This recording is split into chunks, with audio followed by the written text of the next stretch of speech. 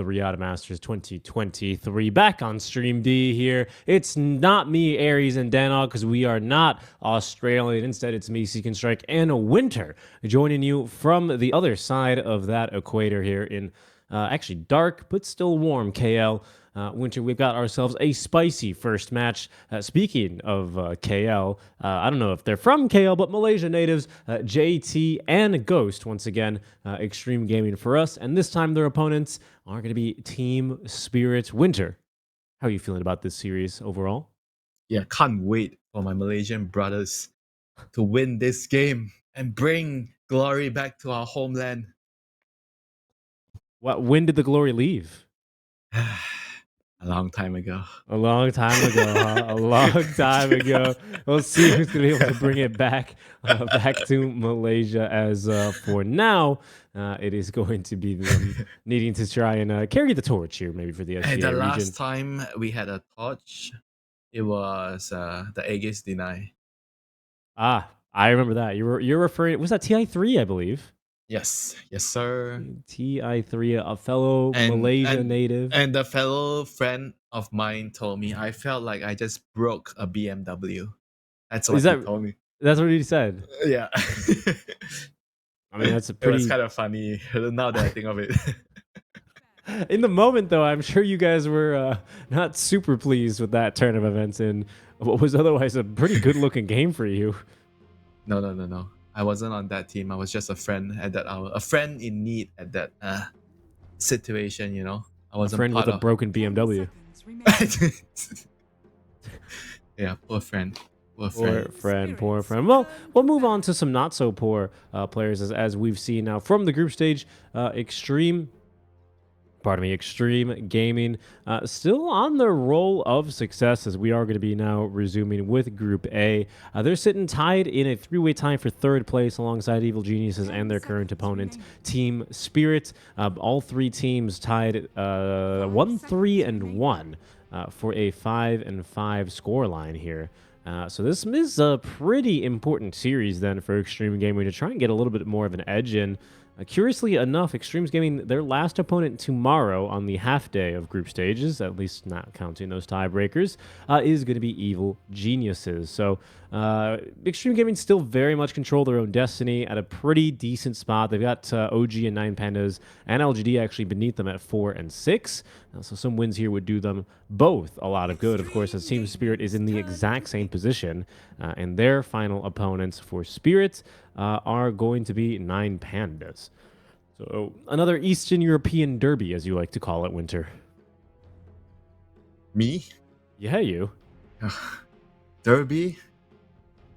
You still remember me using that reference in one of our SEA games, right? I can't remember who. I still remember Winter. Okay, good. I appreciate that. Well, do you remember how popular all two of those heroes are? That Spirit had banned out, that Undying, and the Ember Spirit still popular, but kind of interesting to see him in the first phase. Paparazzi's had a number of pretty good games on the Ember Spirits, but I'm surprised that Spirit will actually take it out in that first phase. It does leave, some other culprits through, especially the Snapfire. Xtreme Gaming, they have not shied away from 8th picking that Meepo. I'll just say it now because it hasn't been banned. But it might seem like there's maybe an enigma in the works as Xtreme Gaming have taken out that Silencer alongside that Bat Rider in the first phase. Snapfire has been banned most of the time by the second phase team. I think this hero at the moment is regarded by the teams as probably the best opening pick, one of the best opening picks, because she's a flexible hero. You can play her as a support, you can play her as a mid, but it's mostly played as a mid because she's universal. You can abuse the universal stats, build Rod of Atos, build the Manta, build Boost of Travel, and you generally don't lose your lane because Snapfire, I think she's the best mid hero in terms of you can pick her early and you don't really care about any countermeasures because she just does well in general. Yeah, I mean, you kind of just Scatterblast the creep wave, secure your CS, and have a nice power spike at level 6 where you might even be able to kill a Storm if he is just shy of the mana required for that Ball Lightning. And then, of course, that Rod of Atos into the BOTs. you're very oppressive as a hero. You do kind of have a little bit of a slump in between, I would say, like levels 14 to 20 until you get that 20 talent, and then you have another big power spike. But that's why Dota's a 5 hero game, but not just a 1 hero game, You even call if it you a are universal. slump. I call it the farming phase, you know? You have did your Farming job phase. in the early game, so it's time to pass the torch to somebody else. It's time for the granny to farm. You can't be fighting for your team the whole time. You get tired. You need a rotation. Look at the talents casting the games. We get a break. We have rotations. The That's right. heroes in the game need the same thing. Maybe the same thing. And you're quite familiar with, needing to take time off. Is it, Winter? Is that what you're referring to here? Yeah, please don't make me work back to back. You know? What Please. a guy. What a guy. ET, eighth pick then for the side of Extreme Gaming. One of the better solutions to the Meepo, as we've seen. Also wondering if this is just a hero that Extreme Gaming, I mean, they've shown, pardon me, that they and China as a whole like this hero a whole lot. Mm-hmm. But also, it does kind of cover your Meepo a little bit more if JT still wants to pick that up. It's just very good with the snap. I wouldn't say it's good against what Team Spirit has opened up with, the Keeper of the Light and Storm, because Elder Titan, you have no disable, so Storm just runs around and jumps around and just make you easy pickings. It's more about the combination with the snap boost magic damage in the early game and late game. You're boosting up a little shredder. She'll kill everybody with the Elder Titan standing next to the target. That's the dream, you know. He's got a pretty decent win rate as well, 50% win rate on this guy. His pick rate has risen.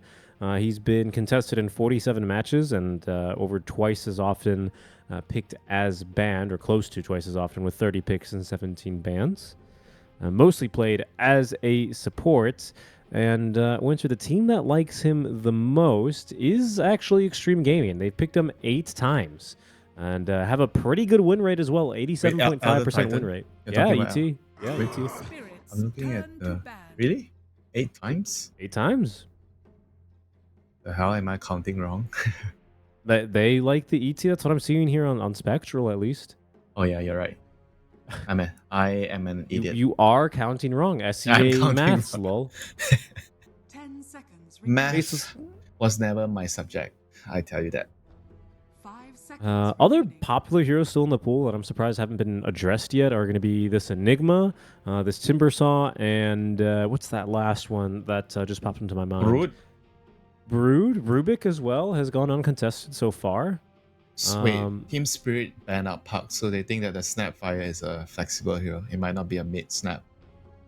Yeah, I mean, I would agree. I think having that Puck into the Storm Spirit proves to be pretty detrimental for him, especially when you don't really have any saves drafted yet either for the side of Team Spirit. Not much a Coddle can do if you're silenced on the wrong side of a team fight. Oh, and Pangolier. Pangolier is the last one I was thinking of. And Bloodseeker, for that matter.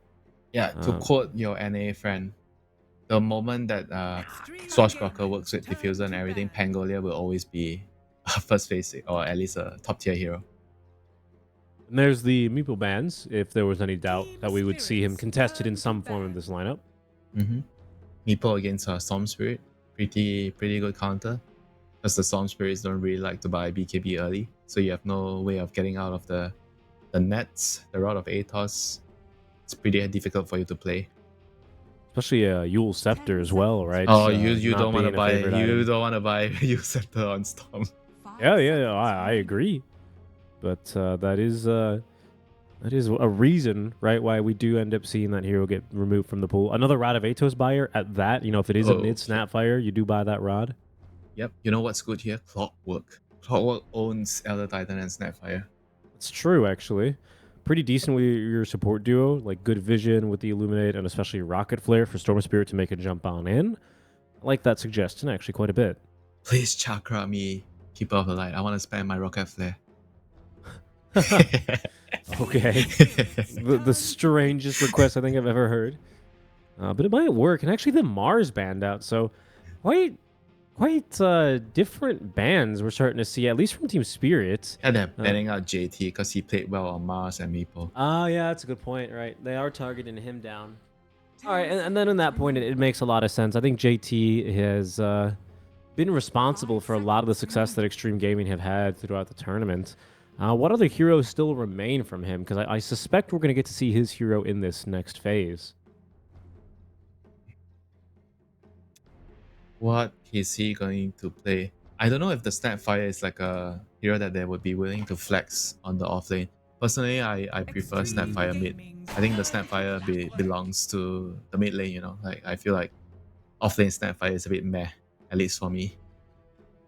The Beastmaster opens up. Yeah. Snapfire, by the way, I'm only seeing here on DY alongside Paparazzi, so it doesn't seem like they move it over to the 3 Yeah, too frequently. Beastmaster is nice. The other thing that's nice is Tight. Tight with Snap is a pretty scary combo team That's fight. true, especially if you run it as a support Snapfire. That used to be a classic lane, right? Yeah. Let's see what they want to do. The DK then, which is usually for Paparazzi. So I assume then that this is going to be DY taking the Snapfire, or SinQ, pardon me. SinQ also plays the Snap. I misread there on my stat line. Should be guess the- DY with the ET being Yeah. played by Shinkyu. Yeah, the DY is the ET player. That's absolutely correct. Maybe you would consider, well, if not with the DK show, and I wanted to say Marana, but then obviously you have your Snapfire as a position 3, which I believe would be new for ET at this tournament anyway. Other heroes that I really not seen anything too crazy. They're using to decide whether to pick the carry off thing. Both lane, either lanes, you know, you only see a Storm Spirit. Okay, I like this Okay. pick a lot. I was also considering, like I said, Tight, but Underlord is like similar to Tight. You need a hero that builds the pipe against Storm and Keeper of the Light, like Yeah. a hero to hold the map together. And I think Underlord works better with the ET aura because you deal a lot more magic damage, whereas Tight is more physical with the Anchor Smash. It's pretty good synergy with the rest of your team, right? With the exception of DK, both ET and Snapfire do really benefit from that Pit of Malice, or it makes for very good follow-up for either of their ultis, Echo Stomp. It's just good synergy here with the supports. I really actually quite like that pick overall. And the Now, Darkseer is the equivalent to Underlord. He's going to be building the team items on his side. They also need to build the pipe against the Snap ET. So the lane's going to be like Darkseer Clock, so a pretty scary lane. Very, very high kill potential on the lane. But on the other hand, because you see the lane now, so Extreme Gaming, you can decide if you want to pick Anti-Mage, you're against Storm, you're against Darkseer. So it's going to be banned, for sure. I don't want to say for sure, but yeah, high chance, you know. The other option is you pick, I think Juggernaut could be a decent option as well. Level 1, you have a high kill potential on the Darkseer with the spin. And who do you put with the Juggernaut? Let's say I guess you put the Snapfire, so you have higher kill. Jug's banned, though. Jug's banned. Oh, Jug's already banned. Yeah, oh, yeah. that's Jug. not an option here. Maybe you would consider like the Templar Assassin, you know, just outrange him. I've seen be somewhat successful, especially with that Snapfire. Yeah, You need looking for a maybe. carry. Maybe. Templar is good against the Storm, good against the Kotl. The silence on the shard is actually very nice against those heroes. Yeah. Other than that, I'm struggling to think of safe laners that really do dispatch of this hero very easily. You know, not too many come to mind. I like the TA. I could see Razor maybe being an option. No Razor. Razor doesn't like playing against Darkseer. 5 seconds remaining. Yeah, that's true. But I like the Alchemist actually. Alchemist is a really good choice. But banned out now by the side of Spirit, so no longer an option. No, just there. go anti-mag. I am serious. I Clockwork, guess you Keeper could of the do Light, AM. those two supports don't do shit to anti-mag. But if you beat anti-mag, Team Please stop Spirit is saying going. his name like that. If you pick anti-mage, Team Spirit is going to pick TA, I guess. And TA would be good against the AM. There have been 20 AM games so far here. I'm sorry, 20 games where he's been contested. He's never been picked at the tournament, actually. He's only ever been banned 20 times. Never been picked. The hero needs to be picked in a very, very good situation, like especially for the lane. He needs to be able to get past the lane because he doesn't have the best laning phase. So you can't really pick the hero as often as the other carries that are being popular right now. And it won't be the AM, it'll instead be the Lycan for the side of Extreme Gaming. Yeah, I mean, this hero will provide them with uh, catch against it. Okay, not exactly catch, but he can go behind enemy lines pretty easily to get the Kotal. I think against Keeper of Light, you definitely want that because you have DK and Underlord. Those are the heroes that don't generally go behind enemy lines to catch like somebody like a Keeper of the Light. So Lycan does give you that. And on top of things, he has a lot of regen to sustain against the Darkseer harass with the Iron Shell. It's pretty difficult for the Darkseer to kill him. And they pick the Sven. This is a traditional counter to Lycan when Lycan wasn't universal. But right now, I feel like the matchup is different. It's not the What's same matchup already. Because what's changed? Lycan is so he hits so hard late game with the universal stats at the Mm. moment. He can actually out damage the Sven. Sure, you have the Warcry shard, so you give armor and everything. That is still pretty useful against a hero like Lycan. But I feel like late game, it's no longer super favored for Sven. I actually kind of prefer Lycan more in the late game because you pop your ulti, you can easily kite the Sven around. And when you compare these two carries, the first thing that comes to mind is which hero can kill the enemy supports faster. And Right. I feel like Lycan has an advantage in terms of like he has vision with the invisible wolves, then he can identify where are you hiding, and maybe his teammates can actually get to you. So whereas a Sven, you have to rely on your team and you also have to rely on your blink, which is not so good in a very late game situation. For me, what I'm a little bit more concerned for when I take a look at Extreme Gaming versus Team Spirits is the amount of control available for both last picks, right? So you're looking at Spirit with a Darkseer and a Clockwork and maybe a Storm Ag Scepter late game for your control. Compared to a Pit of Malice, a DK, an ET, and a Snapfire support, which still has a stun into the late game. Right? Let's not completely discount that. I just think it's a bit easier for Ghost, as you say, to run through these fights Mm-hmm. and try and get on top of this coddle. I think Extreme Gaming can cover themselves. I think they can set traps for the Storm Spirit. I think Yeah, Collapse is going to have his work cut out for him this game, as he is basically the team fight for Team Spirit, but he also kind of needs to be the aura carrier too. and you think about it, if you're Spirit, right? If you're the Storm, you're looking at the enemy lineup. All right, boys, they have no stuns except for the DK stun. So if he can get past the laning phase, it's actually a pretty good Storm game still, and he has the Chakra magic to back him up. But the only problem he will face this game, okay, the main problem, not the only problem, is the lane. Storm against Right. DK, the lane, he's gonna stun you, he's gonna deny your creeps. That's gonna be really, really annoying for you. But if you can survive that phase, you get to the mid game without losing your lane too much. I feel like this Storm can be a X factor this game with the Chakra magic behind him. Hmm. Interesting. I could see definitely that happening. I'm just a little bit afraid, especially depending what JT wants to go. Back in the day, you'd see Underlords go for like either the Radavetos or the Yules to complement their control, both of Uh-huh. which would be pretty decent options at trying to control a Storm Spirit a little bit more effectively. So I'm curious I what they can definitely decide. see that, but this game, I feel like the auras is pretty important. Getting the pipe, maybe you Y- can get a hex later. Yule To, seems really good though. I mean, it dispel the Dark Seer, kite around the Sven, set up onto the Storm Spirit. I mean, you have to see a little bit of utility in that, right? Yules on Underlord. Yule's on Underlord, yeah. I think I'd rather get a 30 Halberd. seconds to Like battle. Yules is like a bit. Hmm. I'm pretty sure Yules. I mean, it's nice, It's nice to have Yules. Move speed, a setup for your Pit of Malice. But I always feel like I regret getting it when I get it. I like to get the item on this hero, but I always regret it.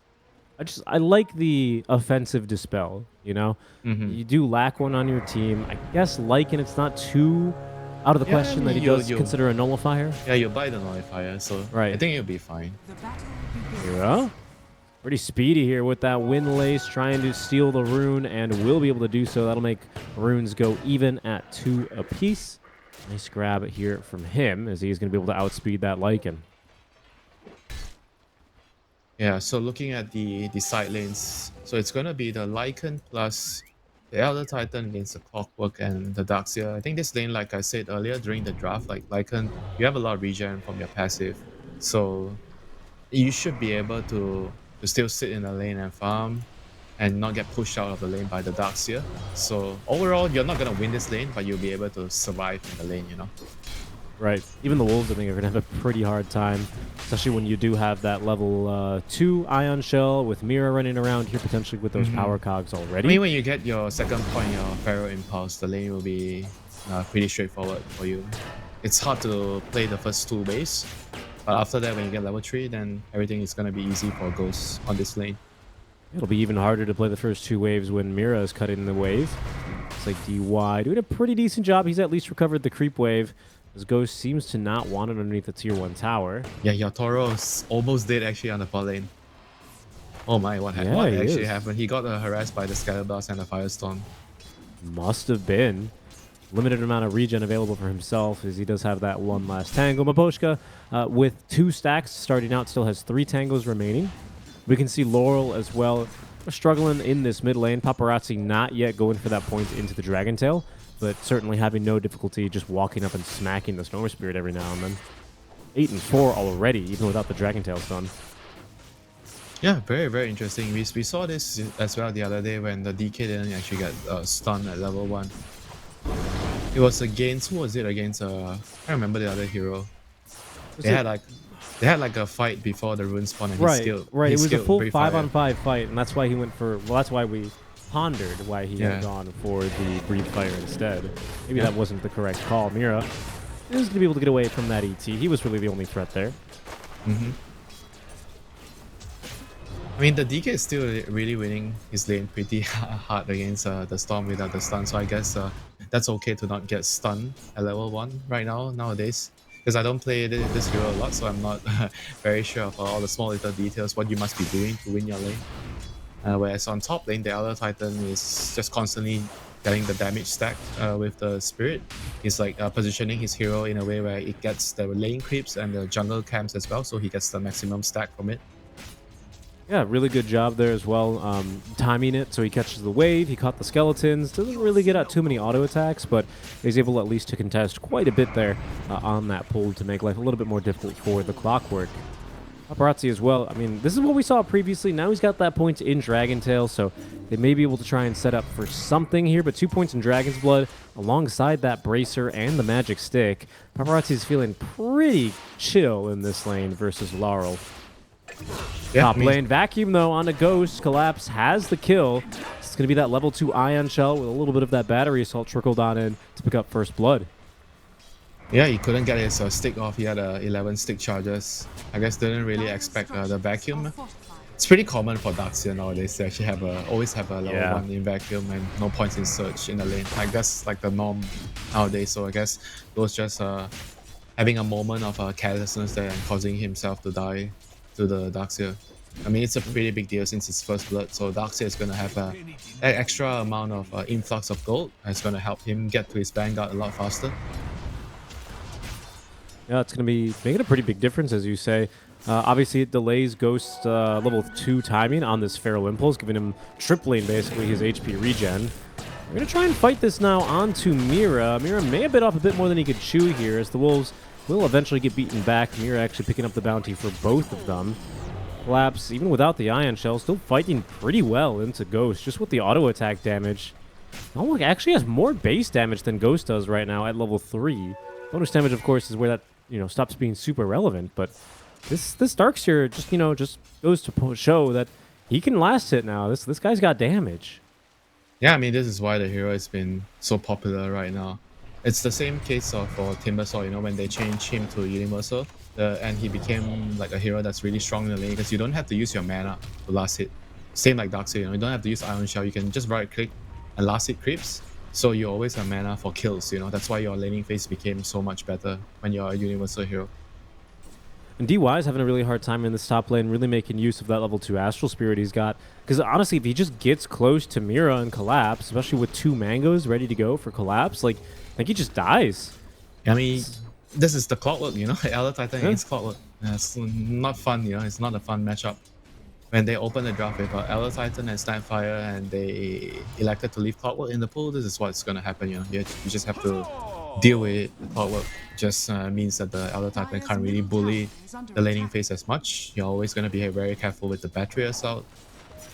And right now some dewarding happening, and Kong is going to be able to take the upper hand here with the battery assault. Eva is going to take a ton of damage here. He's There's probably a not going to die. vacuum. Well, I don't know about that. There's still a vacuum ready Oh, yeah, to he go. is dead. Collapse. He's holding on to it for now, as he might not even need to use it. Now he finally will. Pulls in Ghost as well to disrupt his last hitting. Yeah, he was very dead there. Normally you don't see Darkseers making plays like that until level 6, but now with this Vanguard first build and just the amount of damage he has thanks to being universal, much more common these days, isn't it? Yeah, and now 6-minute rune. Xin-Q is going to help Paparazzi. Okay, he's actually going to take it because Paparazzi does not need the invis, and maybe they can set up a kill stun into Cookie. Waiting for it. It's just a kill on a Mamboshka, but it still is good for something here, as the Breathe Fire will collect the kill. Is dead. Yeah, I think so. Laurel had taken this opportunity to run home and refill. Does not yet have level 6. The wagon. Okay, Deny will come through. Very nice. Nice move out there from him. That makes it sting a little bit less, but the important fact is this tower has gone down with the first wagon with that first cast of Elder Dragon form. Yeah, this is actually so hard for Storm to deal with, you know, if you're not level 6 and DK gets level 6 at the catapult wave, and that's always going to happen. DK has the advantage in the laning phase, and nothing much you can do, you know, to deal with that push, you know. You need your supports to be there, but unfortunately, like one of them is dead, so he can only have one to help him, and it's not enough, you know. He needed both the supports to be there to defend the tower. It's a pretty deny-rich game in general as well. Like, you know, over 30 denies combined on these Extreme Gaming cores. Lots of base right-click damage and time on the DK stun in particular, but I don't know. Really lots of attention being focused onto the waves. Not a whole lot of pulls being successful is what I'm really seeing here. DY at least able to get off the half pull pretty conveniently. DP coming top lane now as Xin-Q will commit the TPS roll to make the rotation. JT's already up to level 6, has his own Vanguard, so he's kind of, you know, unkillable here, especially with that Atrophy aura now active. See what they can look for now. Xin-Q taking a long scenic way around. This Collapse will dive underneath the tower. He has now committed that wall of replica. That's going to keep Ghost at bay. He does not want to get vacuumed in, though. Blood Grenade thrown. They're looking to now turn. Oh my goodness, it's going to be 5 heroes top lane for this. Mira is tanky, though, refusing to go down this easily. In comes JT now. Collapse able to escape, and it looks like Mira being chased by the Wolves. In a little bit of trouble trying to TP away the Wolves. Scout vision of him. Oh, but they don't have the damage, Winter. That's a huge commitment here from the side of Extreme Gaming. Paparazzi, at least, is trying to waste little to no time and immediately get set on that tier 1 tower. Yeah, and once again, he is also rushing the Midas instead of getting the blink into the Midas. So just feeling that he can actually be a lot more greedy. He has the room to scale, and here comes Lars. Yep, with the haste rune Not as well. sure who can he kill here though. They're pretty tanky. I mean, DY is going to be a good bet for sure. Paparazzi reducing that damage, though. Dragon Tail stun will connect. Xin-Q's already used the Fiery Snap Cookie. A 3-man vacuum, even at an early level, is going to be pretty disastrous here for the side of Extreme. Laurel receiving now a surge on top of his haste. Maybe should have stacked those a little bit more effectively. Either way, fails to collect the kill onto Ghost as Xin-Q. Fire Snap Cookie and Scatter Blast both at the ready. We'll be able to use the ladder to save Ghost temporarily. But some real aggression coming through from the side of Team Spirit here, Winter. Extreme Gaming not really prepared for these kinds of fights. Yeah, they were kind of lucky that he was like 2 creeps away from level 6. If he had his shapeshift, that fight could have been a completely different story. But the person that we haven't really talked about much is Sven, the Toro. He's been like a free farming the whole time. He had like a pretty slow start at level 1 because he got harassed till he almost died. And after that, he's been like silently farming, just catching up. Now he has a Mask of Madness, Face Boots, so he's having a pretty good time. Underlord, on the other hand, he's also farming pretty decently, not as fat as the Sven, but he's gonna be able to negate a lot of the damage in the team fights later by getting a Crimson, maxing the Atrophy aura. Yep. Going for the Pipe of Insight aura first, and I think that's the right move into the Storm and Coddle, of course. Yeah, and he even actually Collapse, to be honest. As Collapse does drop that wall of replica top lane, will force Ghost to use the shapeshift. Collapse has the vacuum, might try and pull Ghost back on into it. Ion Shell allowing him to fight through this one, as he will be given chase now. Xin-Q no longer has that Scatter Blast ready, and Ghost does not want to pop more illusions, so Collapse is going to be able to get away with this one for now. DY let's force him to take the scenic route here through the Lotus Pool area, but Ghost still just cannot find this kill onto the Darkseer. He's just too tanky, honestly, with the Vanguard. Yeah, I mean they need to be trying to find levels and items first right now for extreme gaming. Their heroes are a lot. I would say a lot more dependent on items at the moment. Whereas Team Spirit, they have the Storm, he has the Kotal, so it's easier for them to rotate around. And Clockwork, you have the Iron Shell on you, so you can always play really aggressive with the hook shot. Whereas extreme gaming, they need to have the team aura items on the Underlord, and then they need to have Blink BKBs on DK. So the whole game right now after the laning phase is going to slow down by a lot for extreme gaming. It's going to be up to Team Spirit to take advantage of this. How are they going to get this storm online? They're going to look to smoke, I guess, right now. Yep, they're going to smoke 3 heroes. Collapse purposely TP'd to smoke to this fight. Yeah, hook shot setting things up for them pretty nicely here. It's a difficult target now with Paparazzi, but they're getting through him very effectively, especially with that Solar Bind. Down he will go. JT does TP on in. Again, has that Vanguard. A pretty effective Pit of Malice is not going to stop DY from going down. Laurel unleashed in these fights as he munches on those mangoes. Mira with the Cog pushback as well. There's going to be another Chakra Magic for more damage here for Laurel momentarily. They didn't really need it though. Collapse with a maxed Ion Shell tanking for the team. Takes down 3 at the end of the day here for the side of Team Spirits. Yeah, very well done there by by the Darkseer, by Collapse, realizing that he needs to be there because they don't really have enough damage to kill the Dragon Knight. They need the damage from the Iron Shell. That was what made the difference. And when that was happening, Extreme Gaming, they needed to give space for Shinkyu to get his level 6, so they couldn't really take the fight. Right now, he has his level 6, but they paid a huge price for that to happen. They lost 3 heroes. Yeah, space comes at the cost of at least 3 heroes and not the tower. Some small consolation here for the side of Extreme Gaming, but Team Spirit, I mean, they've now collected, I believe, most of these power runes here. Laurel had the regen. He now has the DD rune. He picked up the haste, so that's 3 runes straight that he actually got his hands on. So pretty good stuff out from him. Arcane's still in the pool as well, I believe. I think they just missed out on the Invis rune, which is the first rune to spawn in. So we still have a shield rune and an illusion. Jinkyu took an Invis rune. I think it was minute 8. I think it was the second one. Yeah, he already had an Invis. So it's shield rune and I think arcane rune. Those are the 2. Illusion as well, maybe. Yeah. Some pretty decent runes here, to be honest, for, you know, especially a Storm Spirit to use. See what they can actually turn that into. JT again, he's farmed, but what are they going to make use of here? Sinkyu will go through the Twin Gate, sees Mira. Has those cogs ready to go already, as Extreme Gaming, after pushing that tier 1 down bottom, will go through the Twin Gate as well. That will make this push a little bit more difficult for the side of Spirit if they want to persist. Yeah, and meanwhile, Paparazzi is gonna just get his head of Midas, so he's gonna start accelerating. But he needs to farm his Blink first so he can actually participate and help his team. Lycan, he needs some help right now. He's not having the best of games. Everything's rather slow. The supports can't really do much around the map because the DK has a Midas. I mean, this is why I feel like no matter what, as DK, you really need to get a Blink, you know. I don't know how I feel about like getting Midas first, you know. Some games I think it might be fine when you are super far ahead, but this is not the game where you are super far ahead, you know. So getting the Midas means that the ET and Snapfire, they have nobody to play with.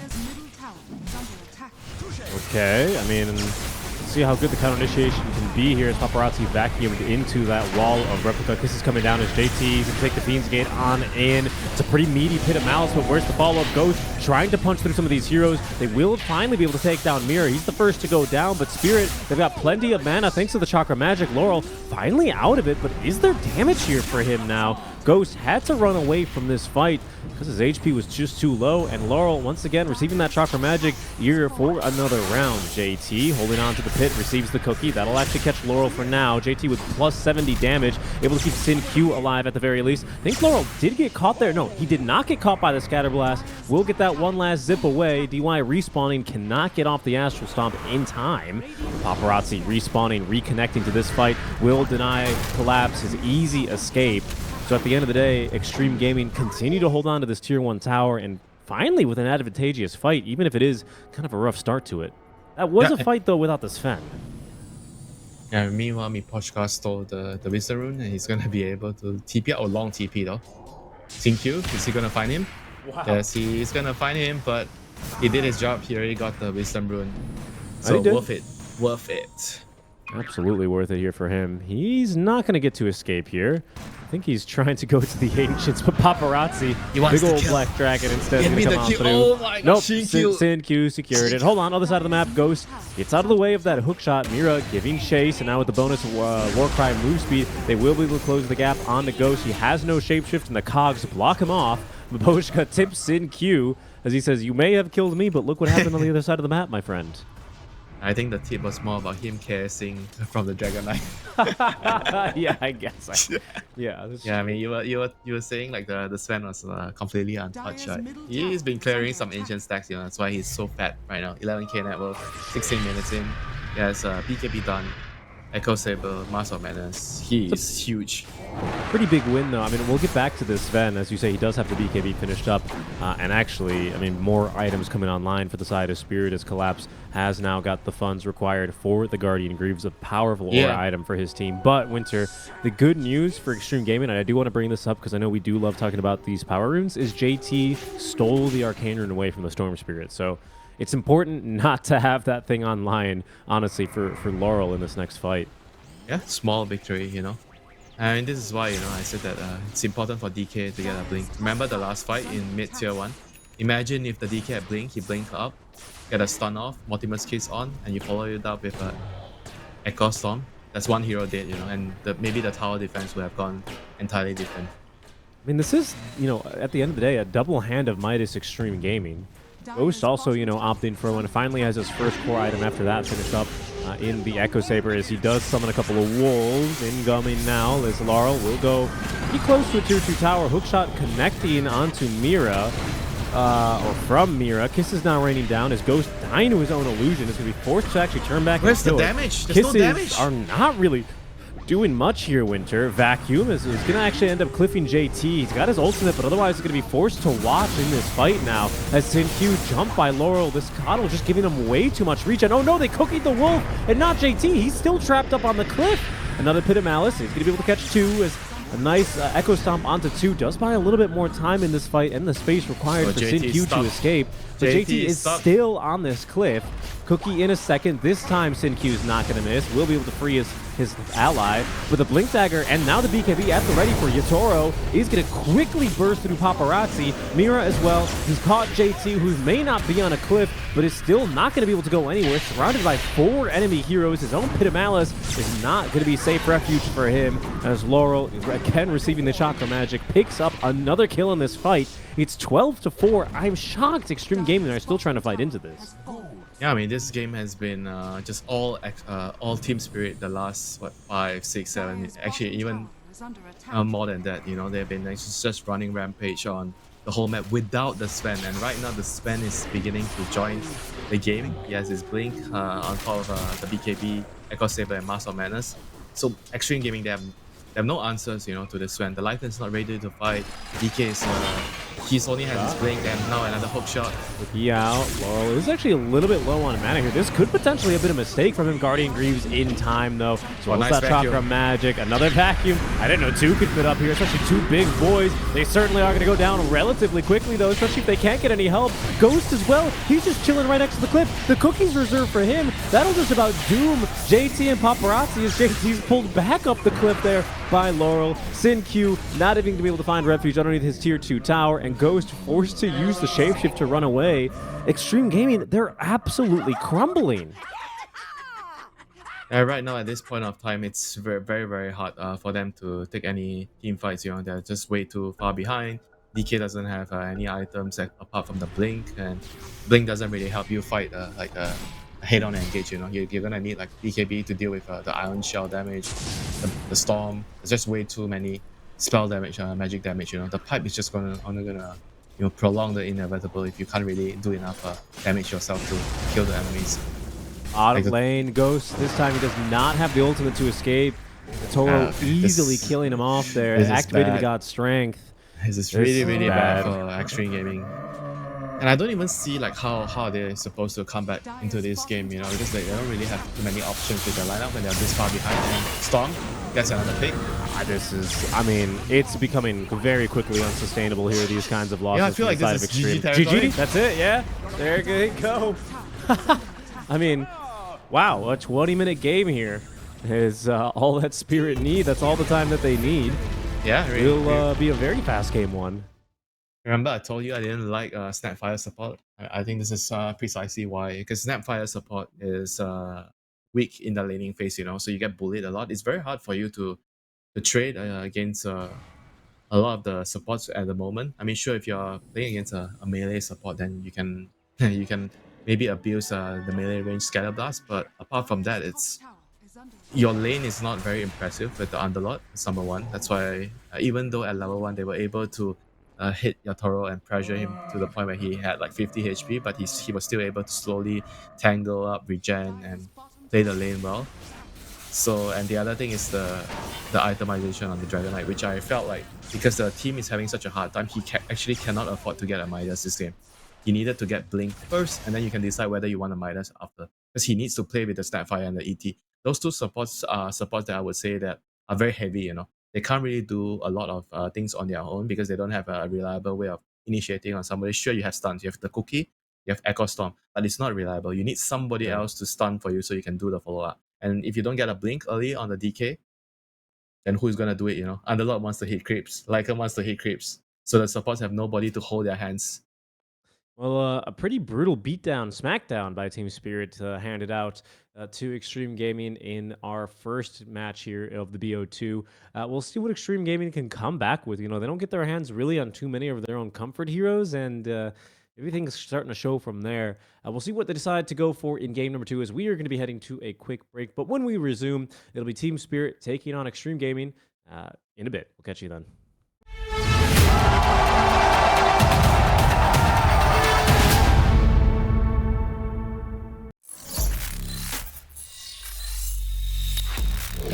Open your eyes. When you look into my eyes, tell me what do you see? Tonight, I'm gonna show you the wonders of the mall. Hey, I got nothing to lose. I got nothing to lose. I need warriors. So is this what you want in? You wanna war? Show me what's up then. Now we ready to bust in. Take everything, leave 'em with nothing.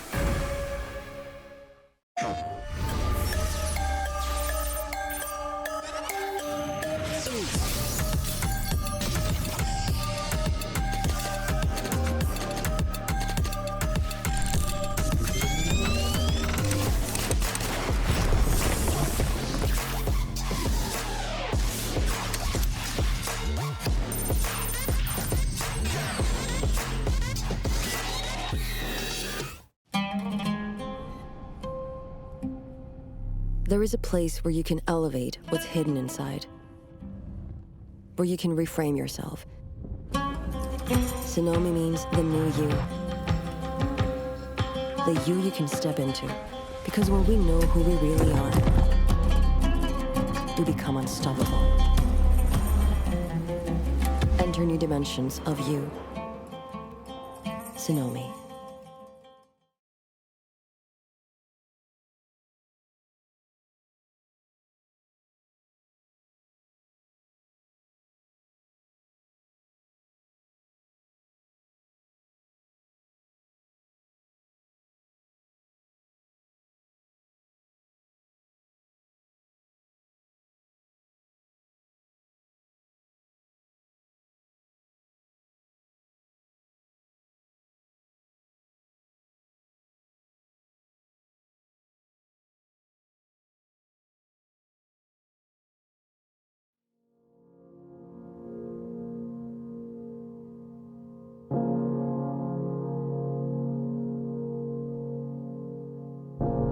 If time were to stand still,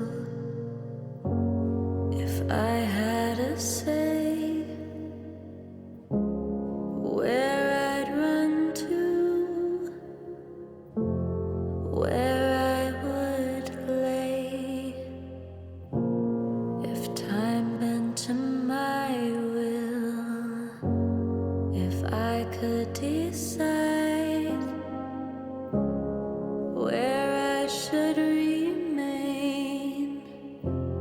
where I would hide. Sure as the sun, come rain or shine,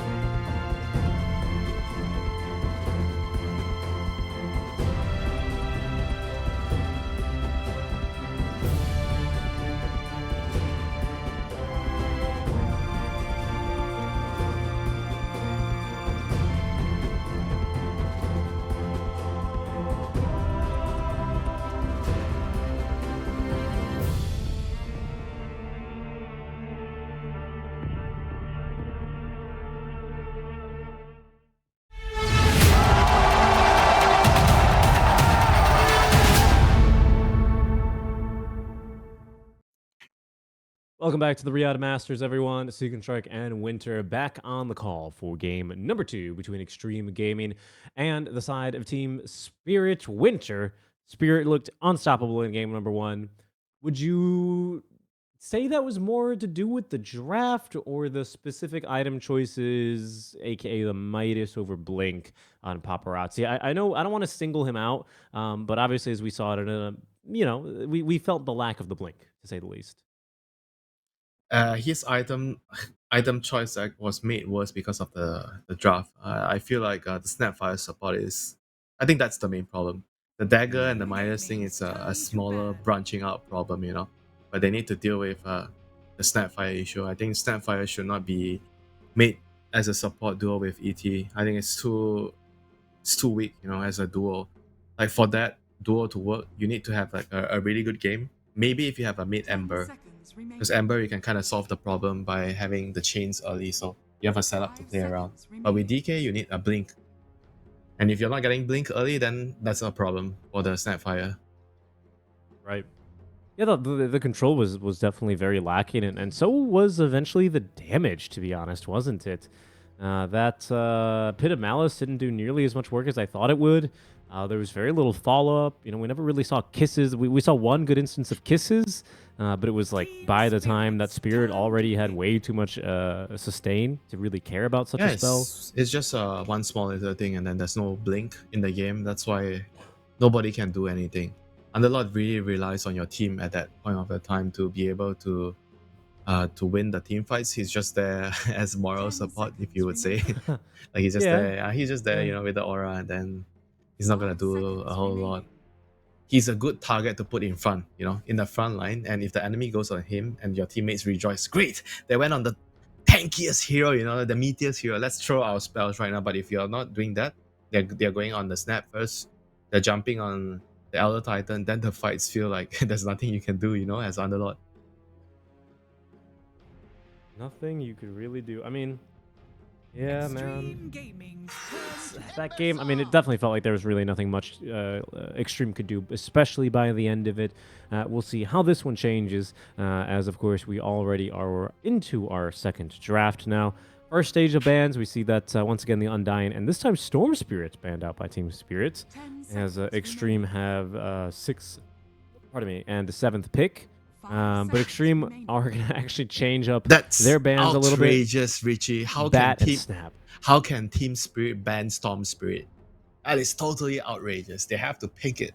They have to pick it alongside Spirit Breaker, Earth, Ember, and Void, right? And maybe Vengeful Spirits, would you say? Yes. Void Spirit, Vengeful Spirit, and they need DP with the Spirit Siphon. All right, talk to me about this, though. This Silencer pick comes through. I hope this isn't another support, and it isn't. It's the Bloodseeker, a very strong pick against the Timbersaw. Maybe we'll talk first, actually, about Spirit's 8th pick here. And then after that, I want to talk about the kind of support you need to pick alongside a Silencer. How about that? Let's go. So you see Bloodseeker. What carry-to-carry matchup do you pick against Bloodseeker? Medusa. But I don't know how good is Medusa right now. Medusa against Bloodseeker is like crazy, Like, it's so difficult for Bloodseeker because you cannot really touch her in the team fights. She just stands there and toggles the split shot. And your Aghanim's, the Blood Mist, doesn't really work against Medusa because she has so low HP and she has mana shield. I mean, this hero is just bad against Medusa. Yeah, I'm wondering what you want to actually pick here, right? Obviously, this... Dusa. Like, seriously, just Dusa. Like, Timber, Dusa. It's classic duo. Because Timber is supposed to be the anchor. He holds the game together. Yeah. And your Dusa is going to be hitting creeps all the time. So the Timber's job is to basically be the tower defense, be the killing hero, the damage if you need to. If you're having a really good game, you're running around killing people. So Dusa is really happy farming creeps, farming stacks. Would you consider something like maybe a Broodmother offlane and sending the Timber mid? I guess that's scary without knowing the matchup for Timber. Yeah, because I'm only thinking of an offlaners as a way to cancel them. A Faceless Void is that? I mean, they still pick the carry. I mean, Void has a pretty decent matchup against Bloodseeker, but I feel like you can also go both ways. Like early game, if Bloodseeker is snowballing, the Rupture and the Blood Rite can be very, very deadly to the Void. But on the other hand, Yeah, he also has the global silence. You know, that spell is very bad for Faceless Void in the early game because when you don't have any defensive tools, global is so annoying for you. You can even bait the void to global in your team and then you pop. To chrono your team and then you pop global and there's no incoming damage to follow up in the chronosphere. So I'm not entirely sold with this Faceless Void 8 pick. I mean, I like that they picked the carry because you see a Bloodseeker, but I'm not entirely sure whether Void was the hero here. So we'll just have to see how they put the puzzles, the piece of a puzzle together with the Void. You're gonna need a lot of damage into the chrono. You have Timbersaw right now, so we'll see what kind of supporting cast. The supporting cast that comes to mind is like some Skyrath ulti, Disruptor ulti with the Chronosphere. Those are the heroes that you're looking at. I was, I mean, I guess speaking of heroes that you're looking at now, I want to move back to Extreme Gaming's pick, right? Because they're going to have the pick immediately following this drafting phase. We can see a couple of JT heroes now being targeted. But I want to get back to that point earlier about the Silencer, about the duo here. Obviously, you have to give a little bit of thought to what your own offlaner is going to be. But now that you see the enemy carry, and 2 cores very likely out from Spirits, are there any heroes that stand out for you, considering you do have your Silencer as the position 5? As a core? As a support. Or the other For support? Extreme, yeah. You need like a Spirit Breaker, Clockwork kind of initiating hero. I think I always say this, when you have global silence, it's very, very important for you to have multiple ways of engaging, because you don't want to be forcing your team to, or the situation forces you to pop the global defensively. So one way to rectify that is to have multiple initiators. When you have a lot of heroes that can jump in, so it increases the chance of you being able to use the global offensively. So that's what I would be looking at, the jump in hero, the Spirit Breaker. I mean, they ban out the Clockwork because Clockwork is very good against Bloodseeker and Silencer in the early game. The Battery Assault just totally owns the Silencer, totally owns and destroys the Bloodseeker. I mean, the other hero that comes to mind is Primal Beast. You run in with the Onslaught and then you pop global, free initiation. I was trying to find a support that kind of fulfilled that role, and I think the Spirit Breaker is a good look. Tiny also kind of comes to mind, but not too many Tiny's teams nice. are picking him. Tiny's nice. I like Tiny. Yeah, I mean, I like it as well with the Tiny Airlines, a little Rupture combo there, Avalanche to give you some pretty decent control. Yeah, you're onto something right now. Bloodseeker and Silencer with Tiny. That sounds like a good idea. I mean, there's not many other melee heroes that can do that apart from Tiny Spirit Breaker. I mean, there's Earth Spirit, but Earth Spirit is kind of like a forgotten hero. He's been contested. I was looking at the heroes that have been contested so far in the Riyadh Masters, and he was not in that uncontested list, unless I'm incorrect. Yeah, but the hero is not great, Like I agree. His main problem is like the laning phase is not very ideal for Earth Spirit. They go for Enigma, so doubling down on this team fight. So Black Hole, Global Silence. I wonder if this is I guess this has to be a core, right? If it's I think it's a flex for now, right? I think it can certainly be downgraded. If it's a flex, like how much of a flex do you want it to be? It's Enigma and Silencer support duo. That sounds it sounds pretty sus, but I mean, it's certainly Extreme Gaming. They think for JT this must be doable, considering they've already seen the Faceless Void. Yeah. I mean, what more can you be concerned with, right? The Clockwork, the Rubik have both been banned out, right? Both of those are serious concerns for the Enigma. The ET's still in the pool, but he's not consistently the greatest cancel. Although with Faceless Void, that's not a bad pick, I would have to say. Yeah, ET Void against the Enigma lane. I think that's a pretty reasonable selection. Because normally Enigma would do well against Faceless Void in the lane because you keep denying creeps. Void doesn't really have any means of destroying the summons, so he's gonna have a harder time last hitting creeps. Obviously, he's not gonna die in the lane because of the time walk, but you can't really last hit well against the Enigma, so that's gonna be a problem for you. So they go for the Ember Spirit, Ember Void Timber, the Tricore. So Ember Spirit is gonna be the hero that's providing those small little stuns and disables for the Timber to do damage, but he doesn't really work super well into the Chronosphere, I would say. But Ember is still a pretty solid hero in general. So you're gonna need the supports like Skyrath to help deal damage into I was the just corner. thinking about a Tusk, funny enough, but not for Us, the Team Spirit. I was thinking about that potentially for Extreme Gaming because it is a little bit of a combo with those Eidolons. You pull them in with you in the snowball. Spirit are going to be the ones to pick it up, and yeah, that'll be the first support we they show. saw Tiny Enigma. Was it yesterday? The lane just totally think so, yeah. dumpstered the enemy safe lane. So Yeah. that would be a pretty reasonable 5 choice here. seconds But the remaining. task is a bit surprising to me. Tusk is very good against the Silencer. He's pretty good as well against the Bloodseeker because Bloodseeker likes to play very dangerously in the team fights, and Tusk you can blow him up Ooh. in the team fights pretty handily. But he's not the strongest laner at the start of the game, you know. And I feel like right now they don't have enough damage to throw into the Chrono, and Ember and Yeah. Tusk roaming around. It's not like an Ember and Skyrath, you know. I felt like they needed the Skyrath because of the way their draft is set up, but they don't have enough burst damage, and Tusk doesn't really provide with that. 5 And seconds Extreme Gaming, remaining. they're gonna go for the Doom. I So assume Doom, that's a mid Doom. no, that's off lane Doom. Like You Doom think? is So it's a Do- support yeah, Doom Enigma. is Doom is very good against Faces Void in the lane. I think it's indeed gonna be like a Enigma and Silencer support duo. Because the lane is actually really good. Doom against Faces Void because you have damage over time on Scorch Earth, Infernal Blade. So Void doesn't really like to play against damage over time. You like to play against like somebody who just bursts you, arrests you with a spell so you can time walk and take the damage away. But against Doom, that's 10 not possible. seconds remaining. And in the team fights, it's very annoying for the Void because once the Doom sees you, he's gonna Doom you, and that defeats the entire Yeah. purpose of the hero in the team fight. That is And true. I would assume Enigma would be just in the lane helping deny creeps and pull the wave back. So Doom is going to have a very, very good start this game. Okay, so you expect a mid laner then, obviously, from the side of Spirit. I wonder if we're going to see another puck ban. Obviously, a different Spirit in the mid lane, one who is not as hard countered, I would say, by the existence of the puck. But it is another one of these slippery heroes that might be able to dance around and avoid a Chrono, avoid a Tusk. Initiating hero, they need an initiating hero. There's still Primal Beast. I think 5 Primal Beast is still fine for that. But for Team Spirit, they're still looking for a support that can do damage in Chrono. You mentioned the Elder Titan, it's still available. If they don't want to go Elder Titan, Jakiro is like kind of like the next best thing because Jakiro with Ember Yeah. there's a lot of synergy. Slight chains, you throw your Macropire, then you have Ice Path to follow up. And in the lane, Jakiro can kind of deal with the summons from the I'm Enigma.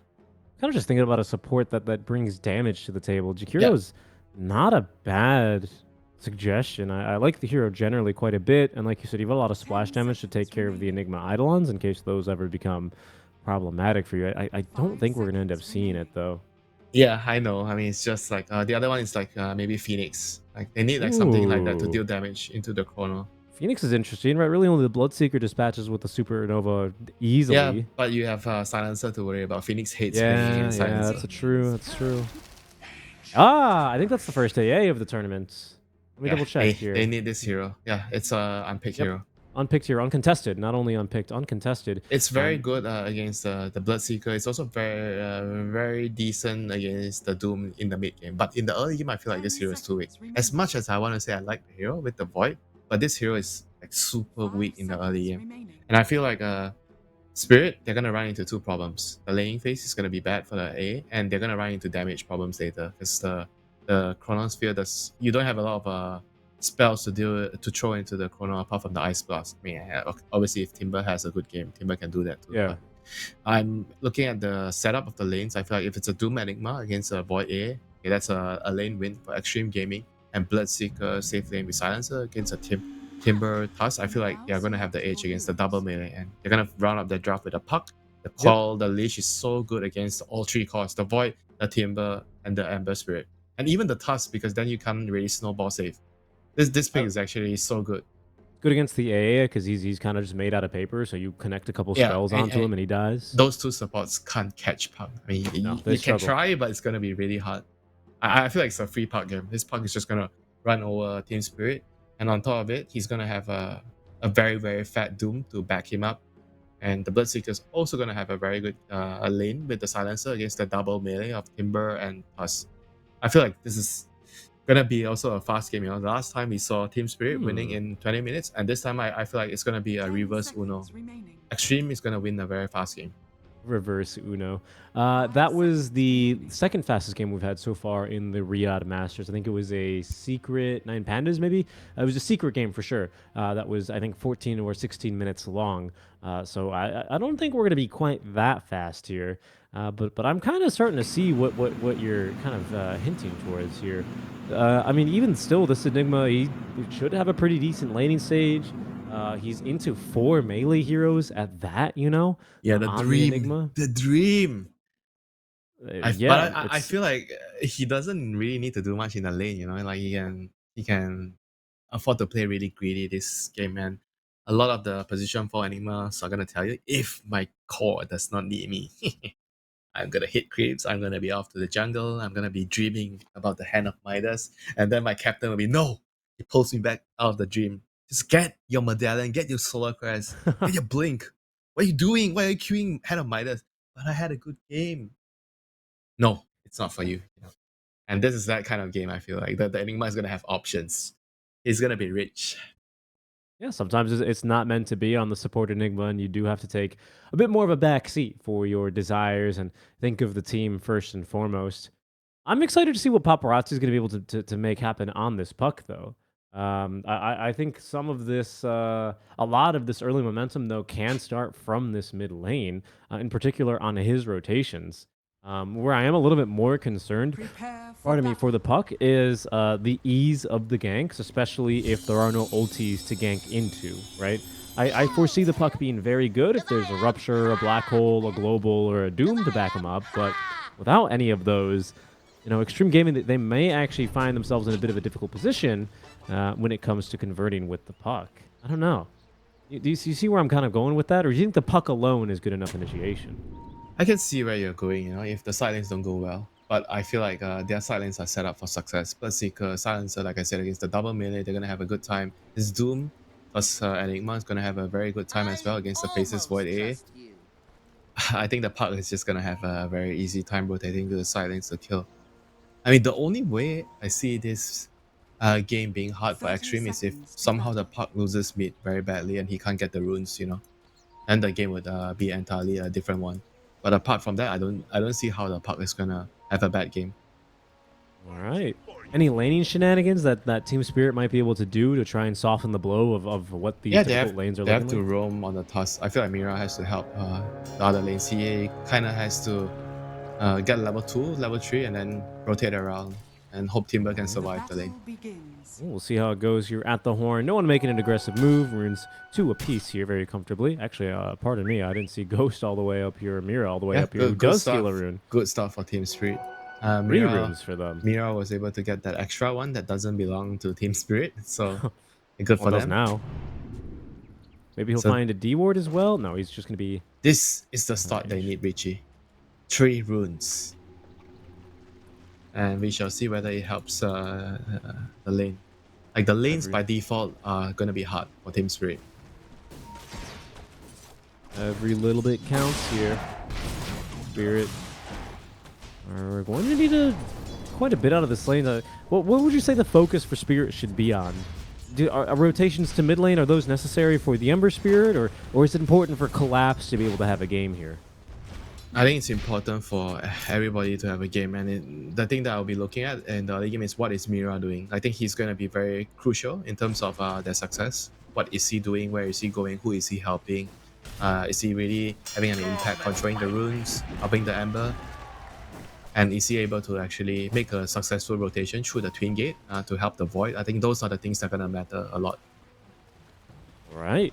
Well, always exciting to see a Tusk back in, action, especially considering how rotation heavy these games can and might just end up becoming. Pretty decent synergy with the Cold Feet on the AA. Nothing else really to enforce that Cold Feet to proc outside of maybe Laurel. Paparazzi been a little bit of a tough time in the mid lane, but his bottle is on the way, and there's no spells at the ready for the Ember to use to actually do any more damage, so he should be fine here. Yeah, I mean this lane is a bit annoying at the start for Puck because you have low armor, and Ember Spirit tends to be very annoying with the start of this. So after the early first couple of levels, I think the first 2 levels are going to be the hardest for the Puck. After that, you get your bottle, you refill it. on the runes, you get bounty runes, then the lane is going to start to slowly become easier for you. And looking at the side lane so far, Bloodseeker is doing okay, 6-5 against the 5-3 of the Timbersaw. So, like I said, the Bloodseeker should be able to free farm this lane with the Silencer backing him up. And on the bottom side, Doom is also doing pretty good so far, 7-2 towards the 6-5. Oh, okay, Void actually has a lot of denies here. But the more levels you get on the Doom, the lane is just going to slowly get better for you. Mira saying TeamSpeak 2023, as if it's not a very standard piece of software in use and across many esports. Hopefully that TeamSpeak server gets settled for them with the utmost of speed, and we get resumed here as soon as possible. I think the good news for Spirit is the draft makes a lot of sense for a Tusk, right? And by that, what I mean is, you talk about the importance for this Tusk to get rotating around the map, use the twin gates, gank towards the mid lane, help out for the power rune control. But that's really only doable if your offlaner can sustain being alone for a while, right? And I can think of very few other offlaners that can do that better than a Timbersaw. If you get an early Vanguard, sure. I mean, you should be fine, But that is if you get a good start. So far, Collapse is still having a pretty normal start. He has 7-3 last hits to denies. So, and the wave is in front of his tower. So I think that with this wave here, it's going to allow him to get the Vanguard at a pretty decent timing. He's getting braces right now, So he really prioritizes his early game a lot, Radiant's turret has been killed. The braces is going to help him last hit and regen towards the Bloodseeker by clicking him, poking him a lot. That 1 point in the reactive armor is going to do a lot of work as well in that regard, especially when I assume will put another one very quickly in there. I want to take, I was going to say a look down bottom because things are actually looking pretty difficult here for the side of Xtreme Gaming. For the most part, it's been JT taking a lot of damage as Miposhka kind of just unleashing into these heroes, utilizing his superior range. That time, it is actually going to end up being Sin Q that goes down at the hands of this dual lane. This is not really working out as you thought it was, or does this lane get better with more experience, Winter? I think it's the time dilation. The Void decided to go time dilation, so it's time lock and time dilation. At level 2, XG didn't really expect the power spike, so Sinkyu was playing really aggressively. He didn't think he would die right in the lane, but then he got time dilated and he was slowed and he couldn't escape. Yeah, I feel like that point in time dilation is pretty normal these days when you actually see a Faceless Void. So a little bit unfortunate for him to be caught out by something like that, especially with Demonic Conversion. This has been a pretty popular counter pick, remember?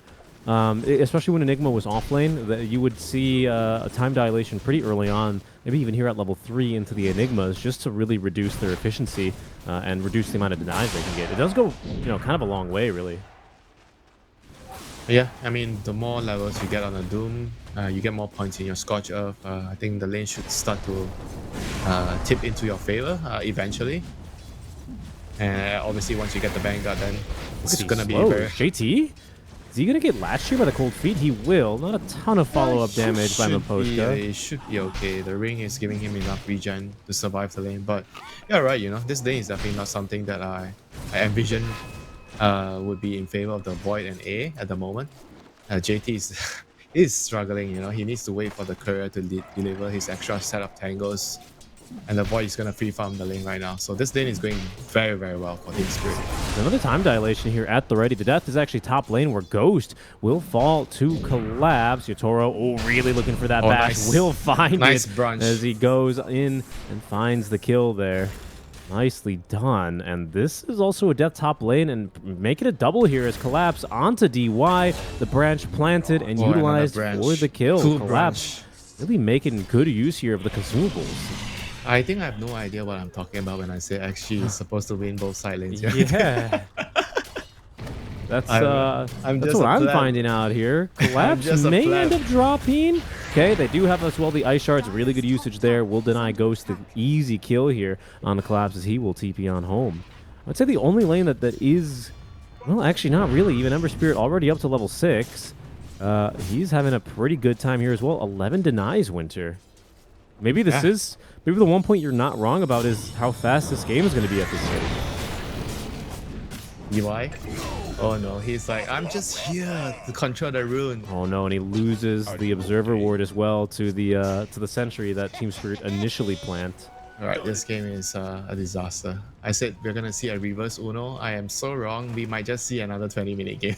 We'll see another Uno, as they call it, I believe. This is going to be really rough. I mean, especially with the support duo. I don't even know when they're going to be able to get level 6. As DY has to walk back to lane. They're going to try again for another kill onto JT. The bashes should just about guarantee this one. Oh, okay. Paparazzi rotating on the first power rune. It is going to be a snowball save for now, allowing Yatoro to live. Looking for the TP play out. There is a waning rift for a little bit more damage, but it's not going to be enough with only 60 on level 1. In the meantime, Mira is going to be able to take down Sin Q. Paparazzi will have to settle for an AA kill instead. I mean, at least it's something. Xtreme Gaming starting to really starve here. Is they're even looking for a kill top on a collapse? Can they really find this? Okay. This is really bad, Richie. You got a haste on Puck, and all you got is a support A, a position 5A of all things. Yep. Structures are fortified. No good. Yep.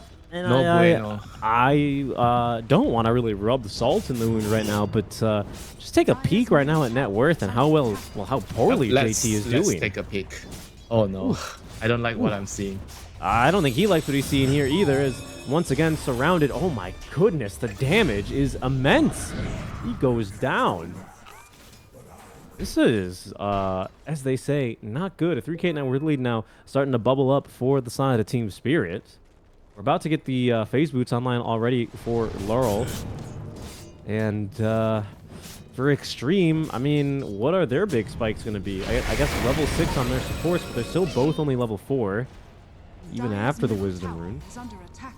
Yeah, your Silencer Enigma support duo right now that's just lost their lanes. What can you do later? Nothing. This is gonna be a very, very hard game for them. And it's not going to get easier here. Makoshko even, part of me feeling very confident. Yeah, Collapse in the meantime. He's still happy farming at top lane, trying to drag away. It's gonna get ruptured, but is he actually gonna die here though? He's gonna Ooh, be lots able of to damage. survive. Can they catch him with the Malefice? Oh, Yes, they just in can in range. the nick of time. Finally, something going the way here of Xtreme Gaming. Pretty big kill as well. 355 gold, or 335 gold rather, Oh, in the pockets of JT Sin-Q. Down JT's bottom in though, trouble JT, again. level 5. Yatoro also level 5, will get level 6 on this kill. DY in the vicinity is not going to really be able to change the outcome of this engagement, as that's going to be a kill, and now level 6 for Yatoro. I don't think JT can come back to this lane. There is Chronosphere right now. Yep, I don't think he can come back. But where can he go? Like, he doesn't want to jungle. Like, what can he do? Okay, maybe this is a bit too deep for Laurel, as he is actually leashed up now. Pretty good movements. But the Waiting Rift is going to find him. Big kill again that Sin-Q is going to be able to secure, denying Paparazzi that comeback gold. Still Yeah, a decent amount. Now Sin-Q is almost level 6 thanks to that troll from Amber, like dying there, giving away so much. And in the meantime, he was also already jungling, so he got a lot of XP. And this level 6 might be able to net them a kill. I think he needs to try to find a way to use it ASAP to either kill the Void or the Timber Saw. Talk to me a bit more about Mira's early game, though. You were expecting big moves out for him, good rotations. Would you say that he's excelled in that task, or how would you rate his performance here on the Tusk? 10 out of 10. All right. And he was the person that connected to all the lanes, all 3 lanes. He went to all 3 lanes, literally. He got kills everywhere. He controlled the runes for the Ember Spirit. What more can you ask, from your position 4? And right now, he's going to set up on the top lane. Timbersaw wants to push the tower with the catapult wave right now. Yeah, heroes are looking top. This would, start to really shrink the map as well for Ghost, who DY. otherwise has been struggling. Careful here. Chronosphere will be able to snag Ghost. Incoming Ice Blast as well on top of the Chakram. That'll secure things to be sure. DY also caught in the midst of this, and that is certainly at least Winter. That tier 1 tower going down. Click on the silencer. Look at his level. He's level 4. He's level 4. What can the poor man do, Right now, Enigma's tipping bot. Okay, they have to get a kill with the Black Hole. They have to. This is a must. It has to happen, Rishi. Well, he's gonna look to sneak around. Not sure who owns the Watcher. Yotaro. Are they gonna throw the coil blind? They will not. They didn't see him. Missed opportunity there. What could have been for the side of Xtreme. Sin-Q without the blink dagger, of course, just kind of forced to walk on over very slowly, and Paparazzi unwilling to make that play blind. This is gonna allow Yotaro to escape. Yeah, Paparazzi has to do so much for his team right now. Everybody just needs to get levels. Is under attack. I mean, this is tough, you know. When your puck needs to do so much in a game, you're in a whole lot of trouble. DY might just die beneath his tier 3 tower if he's not careful. Look how far back he has to farm a wave. Yeah, he needs to find a way to get level 6. He has to try. I mean, the poor guy does not even have boots. No, he really doesn't. Most of his inventory is consumables here. I mean, he's almost at boots at least. Hold on, Yotaro. He's getting a bit aggressive here. Sin-Q has himself the black hole. They're going to drop the Doom onto Yotaro, but where exactly is the follow-up? He's starting to tick down now, especially with the Malefice out from the side of Sin-Q, and he does eventually go down here to that Doom damage. Black hole is able to catch now onto Miposhka alongside the Eidolons. Ooh, he is going to go down, but not before he releases an Ice Blast. Revenge, a dish best served ice cold here in the case of Miposhka, as he will be credited with that kill on a Sin-Q. And that was very nicely done by Sin-Q and JT there. Given the severity of the situation, getting a 2-for-2 trade, you got the enemy carry, that is the best thing you can hope for. So that was a very well done move there by Sin-Q and JT. And right now, Paparazzi is going to be ready to fight. He just got his witch. So he has a small power spike. Let's see if he can actually kill. Oh, he's got global. Finally, the man has global and boots. And boots. And boots. What a time to be alive for a silencer. A new lease on life for him. As Xtreme Gaming, with a couple of ultis here at their disposal, we'll see what they really want to force. Ghost is closing in on his Maelstrom. But things, not looking too amazing overall in the Xtreme Gaming camp. Especially without their ultimates. Team Spirit, yeah, they'll smoke up. I don't think they'll be shying away from a fight anytime soon. We're approaching the 14-minute Wisdom Room timing. Ghost might just be the target instead here, as Laurel does have himself that Arcana Rune active mirror, looking to close the gap. They did miss it, seems, on the Searing Chains. Ghost still hit here by the Ice Blast, as the Global Silence will actually be able to connect onto Laurel. He is ruptured, but is there any follow-up damage? Instead, they look for DY, as it seems like for now, no! Miposhka gets the shatter kill onto Ghost. Paparazzi at least able to find a big trade in the meantime, as he does trade away onto the Ember Spirits. Wisdom Rune. 14-minute Wisdom Runes, though. Paparazzi, he might not be able to secure this. There is no Walrus Punch for 2 more seconds, but that is a defensively placed Illusory Orb. And the bounty of the Wisdom Rune goes the way towards Spirit, as well as, of course, another kill onto the carry. Did at least buy out for his Maelstrom there, Winter, but a painful death, to be sure. Yeah, they got kind of lucky because Lara missed initial slight chains. Otherwise, the Berserker would have died further back in the lane. And I feel like the puck will not have arrived on time to get a counter kill. And right now, Yotaro picks up a DD rune, as Maelstrom just delivered to him. So he can actually solo kill any of the cores. I feel like the puck, the Doom, the Berserker, if he sees them in the lane, they're just going to die. Yeah, a little bit of caution might be advised, though. The cooldown's starting to come back and be ready for Xtreme. Doom is at the ready. They probably don't need it here to get this kill onto the Silencer. Mira, going to get off a Snowball. Just be a little bit more annoying, but it's not really going to change the outcome of this engagement. Oh, the first +2 for DY. That is true. The first +2. A double bounce. My man is back in the game. He just got his boots. He just got his level 6. He just got his first +2. There it is. Truly a new lease on life. Still is over half the net worth, or less than half the net worth of like Mira or someone else. But one step at a time, one step at a time. Don't worry, Richie. His job is to click R. He does not need the net worth. He needs the net worth to buy back and click R if he gets found first in the fight. Okay, right? fine, sure. He needs a little bit. I guess in that way, he's just keeping his buyback cost very cheap. It costs him 350 gold right now. That's nothing.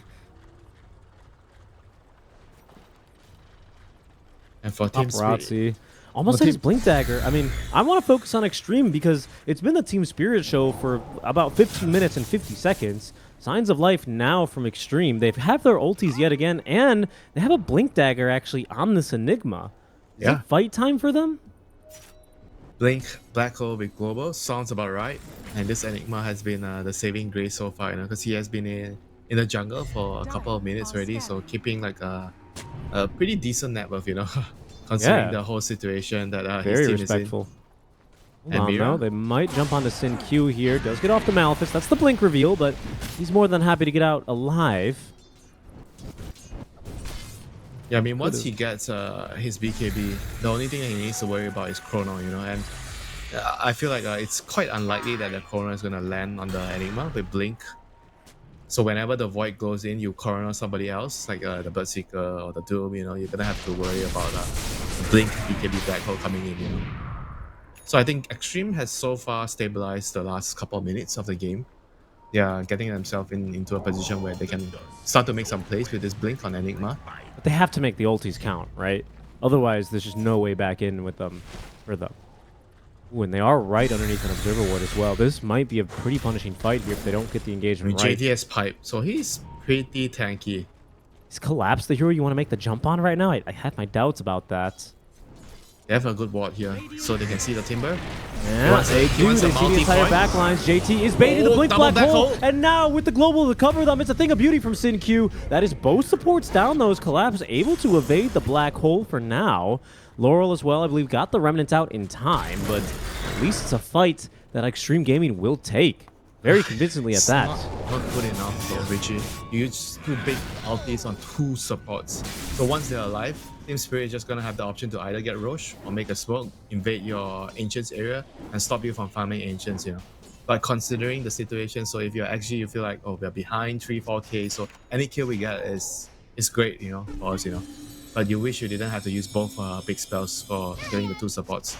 Yeah, they were hoping to get their hands on the Silencer, but Laurel is a bit too hard of a catch for them. I mean, it does buy a little bit of time, right? Xtreme Gaming able to at least expand their they're going their Roche farming right away. area. But as you say, yeah, Spirit, they're going to use the ultimate downtime, the ultimate downtime. But the ultimate downtime, I think, is the month after No, TI where no, nothing the- happens in Dota.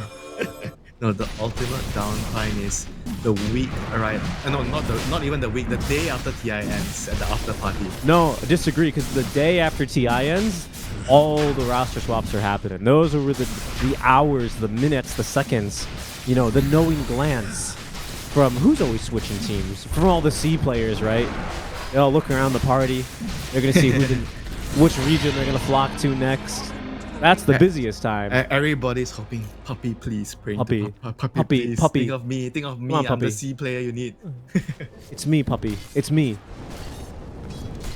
And right now, Lau, he's thinking about finishing his BKB. He needs another 800, 900 gold or so he can actually break away from the silence from the pug in the global.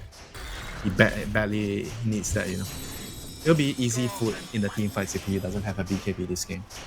It's true. Does need that dispel, right? The global is and the waning rift silencer are simply too threatening against a hero like this. Not when he has, of course, his shield rune active on top of the flame guard. That's an extra, basically 1,000 effective HP By the for way, him. Richie, I don't know if he brought up. Miposhka has a hand on Midas Does he? for quite some time already. Wow. I actually didn't scout that. That's always the dream item for you to get, to be honest, as an AA. Especially now with the change to Ice Vortex, right? They basically move the shard onto Ice Vortex to buff the hero, and his new Ice Blast, the new Ice Blast Ags shard is pretty good. It's a good blessing for the short range Ice Blast that you tend to set up for. Alongside the Midas now, you're gonna get the levels. You're gonna continue to scale pretty nicely. Good life here from Miposhka. Is under attack. Yeah, I mean, you're absolutely spot on. A always likes to build Midas, because you need the levels. The levels give you a lot of things. You're very scary late game when you get all your shard. I think the shard is actually very, very nice on A right now. Oh yeah, definitely. The Midas from JT has paid off, though. He finally has Blink Dagger on top of the Pipe of Insight. So he can look to be a little bit more consistent now on landing these dooms on the important targets. I think Mira. his issue is... Mira is Ooh. getting doomed. Yes, he is. First victim of the Blink Dagger snaps the coil to give the kill to Paparazzi. Okay, I mean, some serious signs of life now from Xtreme Gaming. as they're starting to really make up the net worth difference here, aren't they? After that last Midas and kill, JT's got just a little bit more money than Laurel, especially considering the kind of start that JT had. Pretty good moves out from him. Yeah, I mean the game is pretty much even right now, What? thanks to the Midas, JT? the Devour, and the Why did he Enigma. put the Ancient up there? Good question. I have He no hurricaned answer. it up. I know, I saw. I'm like, It aggroed Collapse, that's for sure. Collapse focused on killing that. Hold on, Yotaro. Oh no, Ghost. He's gonna try and hide away in these trees. Look for the TP out. Can Yotaro sniff him out in time? The Chrono's ready, but he time walked away. Was not able to find him in time. That was close. Ghost at least able to sniff this one out and get away in the nick of time. yeah, and Shinkyu is doing a very good job. Cutting the waves, getting farm. He's taking farm where nobody else can take. So he's not exactly farming away gold from, say, his Bloodseeker, his Path for Doom. He's taking farm in a very, very dangerous position. Hmm. And he's Dire's almost top there, you tower know. is under attack. His BKB is almost online. Give it another 2 minutes, 3 minutes, he's gonna have it. Oh, they're Yeah, scanning shit. him out. Oh no! Oh, I Oh, mean, no, he is dead. Shinkyu. This is space. Oh. He blinks into the trees. Is this gonna allow him to get away? No way. No, that has to be the shortest ever PBR I've ever seen. Yeah, but he knew there was a pocket of trees there. Well played to him. Absolutely space created. And I have to say, the way that Xtreme Gaming have been playing the map, in particular Paparazzi, he kind of knows that the only hero that really presents a threat to him, Aegis or not, is Yotaro with the Chronosphere. So as soon as Yotaro shows on any part of the map, Make That Paparazzi is immediately rotating to the other side and playing, and farming pretty dangerously close to, Ember and to Timbersaw because he knows that they just can't really kill him without the Chrono. Yeah, that's just the problem, with the puck being picked at was it like the overall last pick, right? So I believe it was, yeah, 24th. They didn't really have any. Maybe 23rd? Yeah, they didn't really have any good solution towards the hero. He had a pretty rough laning phase, a little bit slower, but after that, the hero just excels. He's been getting a lot of pickoffs with his call rotating around. I said that he needs to work overtime, and indeed he was working overtime for his team. And right now his team is very, very even in terms of net worth. It used to be like a 4-5k lead after the laning phase, and everything has been recovered thanks to the puck, thanks to the Midas from the Doom, the Devour. Yeah, everything's perfectly been neutralized. I mean, Sin Q, with all the farming that he's been up to, has nearly... Well, first of all, he's kept up with the AA, which in and of itself is not a very impressive statement, but you have to remember the context here. Miposhka has a Midas, so he's keeping up with the Midas farm of this hero on the position for it. Enigma. Let's be real, Richie. Enigma has an inbuilt Midas. Yeah, look, I'm not disagreeing with you, but considering how difficult the early game was, I would say that's a pretty decent accomplishment here for Sin Q. Definitely revitalized. Looks like he splashed some water on his face, maybe even washed it or something here with the way he's come back into this game.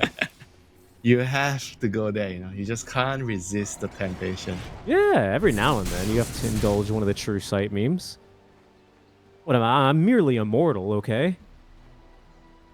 I'll tell you one of my secrets. I have the same habit. Every time before my game starts, I have to wash my face, just so that Really? I don't fall asleep or get tired in the games. Wait. Is this like what you do now, or is this what you did back on MUFC? Damn it. Why do you have... Okay, I guess I just dug my own hole. I don't think it worked for you. I mean, That's why we were losing all the time, because I was feeling sleepy. because you were feeling sleepy. I was drafting and I'm losing my trail of thought. What should I have picked here? What was my plan when I picked Omni-Knight carry? I have no idea. Splash some water on your face and things don't get any easier. Things not getting any easier either for Miposhka, as he is going to be caught and killed here, going down to Sin Q. You were splashing too much soapy water in your face and you couldn't really see. Never mind, I won't go there. That's too cruel. That's too personal of an attack, Winter. I wouldn't do that to you. I will never ever take you out to Bakute ever again. I You know swear. what? That's fine, Winter, because every time we try and go, the damn place is closed anyway. What's the point? Dude, we managed to go there once, right? I think one time it was open. One time, yeah. After Just your one solo time. dancing. After like 5 times of going. Good times. Good times. Well, we'll see if we ever do get to do that again. And maybe we'll have to take JT and Ghost along with us, because the way that they've performed in this game, I mean, Ghost still very much on the recovery train, but JT, you know, proper recovered now after a brutal start. Winter, he was 0-5 at one point. Now he's got a Blink Dagger, he's got that Pipe of Insight, the Midas Gold has paid off, and he's got Octarine Core. And he really just kept his head down and kept fighting here. You say kept fighting, but I say kept farming.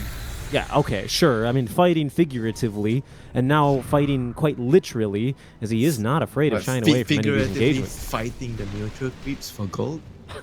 Yeah, and figuratively fighting Team Spirit. Absolutely. I mean, let's talk about the late game. If it goes to late game, Okay. you have Chronosphere, you have Ice Blast, so that's still pretty terrifying. But on the other side of Extreme Gaming, they have the Black Hole and they have the Global and they have the Doom. So I guess they have the upper hand in super late game situation. And for Team Spirit to pull it off, they need to land very good Chronospheres, and they're gonna need a lot of defensive item to deal with the Global.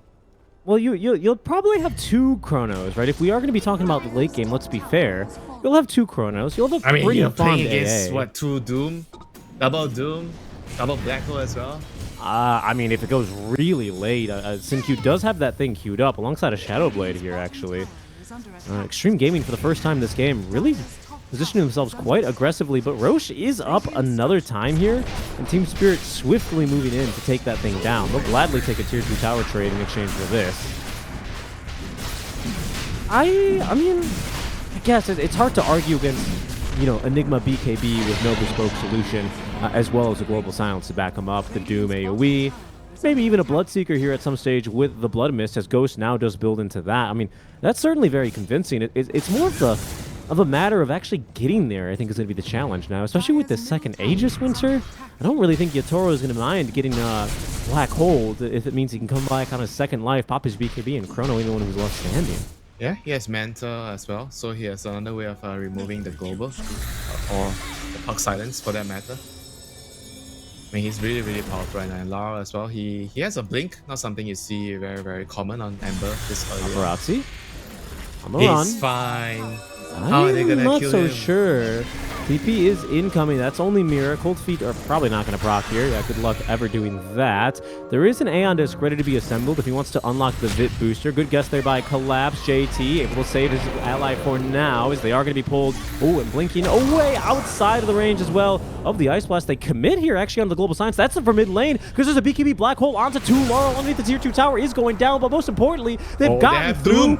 The Faceless Void. They do have a Doom, but there's also a Chronosphere at the ready, as Toro will actually get the BKB. He's going to try and go on the run now, as they have actually reflected the Rupture. Ghost, he has to stand and fight, literally, because if he moves, he's going to die. Doing a pretty good job at standing his ground for now, but will be taken down as Team Spirit, they will be able to rally the troops and win the fight underneath the tier 2 tower. That all started with a chase as well down bottom. How the hell did we end up here? Yeah, how? The Void died, he was like Aegis, he used his Aegis, and then I was like pretty sure that he's gonna either get Doom or he's gonna get Ruptured, but in the end he got Ruptured, the Lotus reflected the Rupture onto the Bloodseeker, but the Doom was nowhere to be seen. He didn't cast the Doom, so they couldn't really kill the Void. Not kill the Void, and I mean, just a difficult time there, really, for Ghost to do much of anything. Toro, time walking off the damage. This is where you wish the Doom had the Centaur Creep instead of the Purge. Yeah. If you had the Centaur Creep, you could have stunned him when he came out of the Aegis and Does he the have fight. the Purge just to remove like the Searing Chains and the Cold Feet? Is that the point here? Yep, Searing Alright. Chains, Cold Feet, Time Dilation. Yeah, time relation's a big one actually. Good point. But is it better than getting the stun from the Centaur this game? I'm not I sure. mean, in that instance, certainly not. I mean, he's going to be going for the BKB, so I imagine it's not too much longer that he's going to be holding on to the Purge creep for now. The poor Satyr camp finished off only by abilities and items. They didn't even bother auto-attacking them. BKB nearly completed. It's actually Extreme Gaming. They were going to smoke up. Spirit Without eager Black to Hole? smoke as well. Without Black Hole? They're doing this Without without Black Chrono Hole? as well. Well, they do have the Doom, and they have found a target. They've reflected the Doom, but the important part is they found it onto the Timber Saw. They've got through the Silencer immediately. A Rupture Sin-Q onto forced the to void. use the BKB. There is a Rupture. Ghost, though, pinned down and killed. Utoro Right. finding a bash, This didn't care game- about the Rupture, this and game's now over. they're chasing down the Doomed Doom. He will fall underneath the Tier 3 tower. 2 heroes without buyback as Mira threatening to find the Wallow Punch onto Paparazzi. Will not be able to connect it there, but it's Team Spirit who find themselves immediately back on the high ground and are not leaving without this mid lane of Rax. That was a very, very risky smoke out. You know, they didn't really have a lot of good vision set up in that area, but maybe they just feel like with the Doom still available, they are able to still be strong in the team fights. But Team Spirit, they are the ones that made the better initiation. They got the jump onto the Bloodseeker. Doom got the Doom onto the Timber, but it got reflected and they couldn't kill the Timber, and then the fight was just basically over after that. Is This is under Blink Dagger as well from Laurel, although it's an interesting choice. Actually kind of helping out here alongside his Gleipnir to get these extra long-range catches that Xtreme Gaming just don't seem prepared for. They will be respawning now. Black Hole coming off cooldown. Global Silence at the ready. They want to have a Doom for another 30, but there's not even any Spirit heroes basically in the vicinity here to use any of these spells on. Spirit, Yeah, I think that the blink Well on the Ember Spirit, now that I see how the team fights are playing out, it's actually a pretty smart idea. He's able to poke, especially the Silencer, and maybe the Silencer feels really pressure to use his global defensively, and then you just blink away. I think the blink is not something you see all the time, you know, on Ember Spirit. It Very used to rare be a item. build where you did back in the day where you stack Battle Furies, then you have Rapiers, you have a blink, you just blink in, get a slide off, that's a while ago though. I haven't and seen you- Battle Fury Ember in a long time. and you Remnant away. But in this game, he's actually using the poke and prod method very well with the blink. Ooh, Collapse? Catching a glimpse there of Paparazzi. I guess Paparazzi catching a glimpse of him. Both teams once again smoked up and looking for a And fight. now as they have JT Black Hole. gonna rally This- with the team. this BKB is the Black Hole time is to ready. fight. Could be the moment as Mira is going to he initiate blinked. now He onto blinked back. Paparazzi. He did blink. Oh, he blinked forward. The post game is a full sight device. Says hello to that one, Paparazzi, but thanks to the S and Y, or the Kaya and Sanj, Paparazzi is able to escape immediately into the Chakram of Collapse, however, as now chasing forward with the Blink Dagger is Laurel, finding the damage onto DY. He drops as Ghost, Oh, able to nice find shots. at least a Rupture onto one. Sin-Q, I thought he was in a black hole there, but no use there as the Chronosphere used to secure the kill onto Ghost. Collapse with a tip onto him now. Oh my goodness, what are you doing here, JT? He mean, just they are- died. They are What was collapsing that? in the face of collapse. think XG that's is it. done. They are done, Richie. I don't see how they get back in this one as well. The Enigma has, I believe, just bought back. And he has no BKB. What can he do? He doesn't have BKB. He's got a black hole. There's not a lot of spells at the ready for Team Spirit, but it sure has a lot of damage. So if you don't catch everyone, what can you really do here? JT has no BKB either. tower is under attack. I don't know about this one, Winter. This is at least going to be a second lane of Brax, if not more. Puck respawning in 10. Ghost as well respawning in 25, but want to have a BKB for a further 20 seconds. Dire's top tower is falling. And I just don't see a way for Xtreme to contest this. 24K is the net worth lead right now in favor of Team Spirit, who will choose to play things very patiently, very conservatively. Will back off and avoid letting Xtreme Gaming back into the game by any means. Yeah, they're respecting the BKB black hole. I think that's a reasonable option there by Team Spirit. You don't really want to risk anything, throw the game away. You still have Chrono on cooldown, so there's no point in making a risky play. Just back off, continue to farm, finish the remaining items. Timber's gonna have a BKB next. It's a little bit wild to see the highs and lows that Xtreme Gaming have displayed this game, right? This game has been so topsy-turvy, you know, like you never know what's gonna happen next.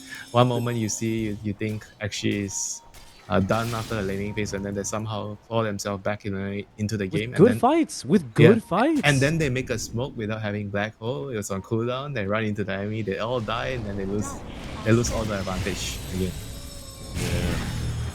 Bush goes well with a full Scythe of Vice. I mean, he is quite the menace now. Not to mention, he's got Psychic Headband and an Aether Lens. Just hover over that item. Look at that Time cast to range. buy a refresher.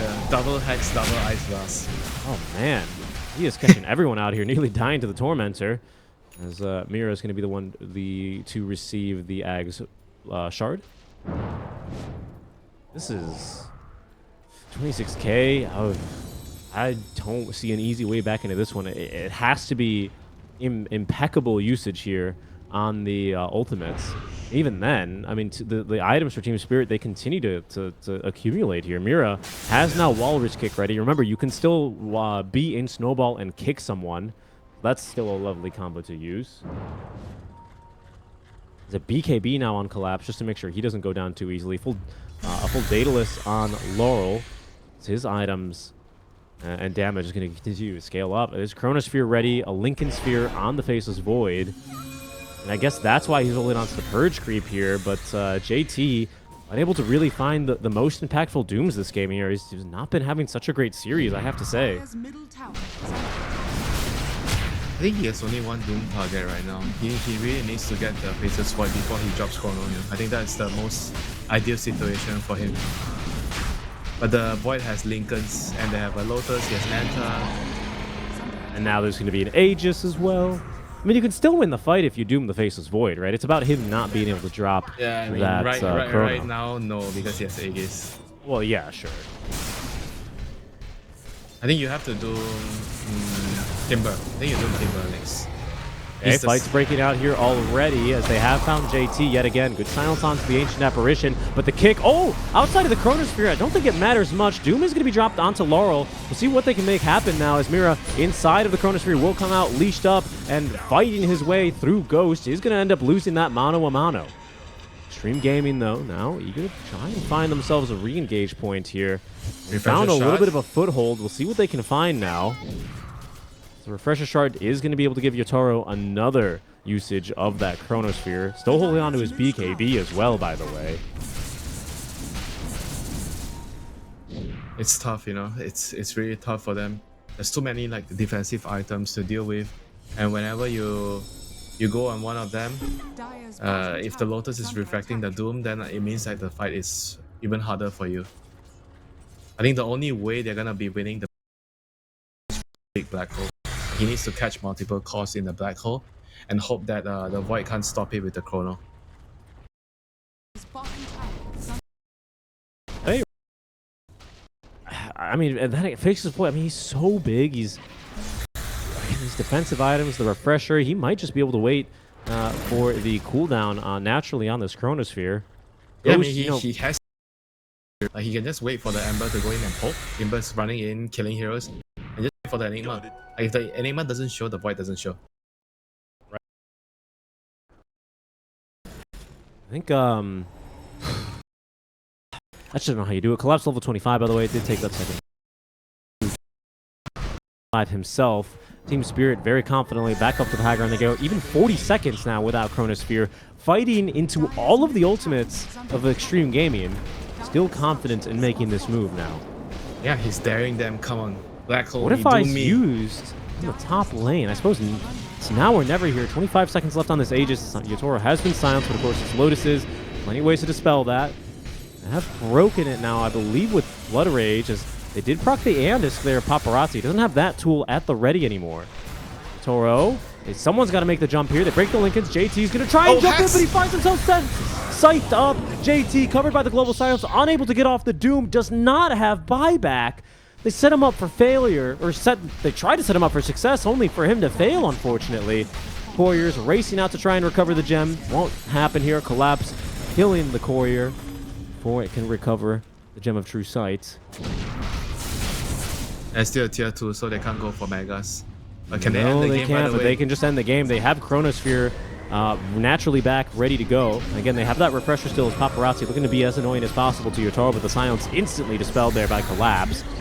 From behind and waiting to counter-initiate with the Scythe of Ice is Miposhka, very far behind with the Blink Dagger, as there's going to be the coil now onto Yotaro. Still no opportunity for them to find the right engagement. 10 seconds left until JT respawns again, but Yotaro not eager to wait that long as he does jump in. Scaring the living daylights out of DY. Again, no Megas here quite yet. He's waiting on the side, waiting for an opportunity to black hole. He needs to catch Void in the black hole. Still has that BKB at the ready. He's It's going to be all about not getting caught by the sight. Same thing can be said of JT, who does not have a BKB either. Throne is going down as Yotaro jumps in, he got finds the 2 Enigma! there. He does finally catch 1, but the Enigma inside the Chronosphere alongside the Silencer. Silencer has buyback. The Enigma does not. Ghost trying to find these backliners. Oh, but it's Yotaro. He is just ripping apart Xtreme Gaming as Ghost is going to be the next to fall. 2-man caught in the Chrono, and that has to be it for the side of Xtreme. No way out this time around as they're all dead. Team Spirit, they're going to steamroll Xtreme Gaming here. It's a 2-0 for them, Winter.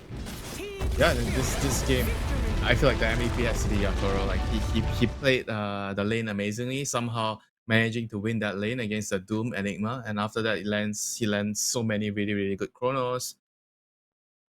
Team off after pick off after pick off, and his team is as well like with the A. He was so rich. He got a Hex, Ember Spirit with a smart blink dash, and Mira doing a lot of good work in the early game, rotating around, setting up his team for success. Just a very good game, for the Team Spirit.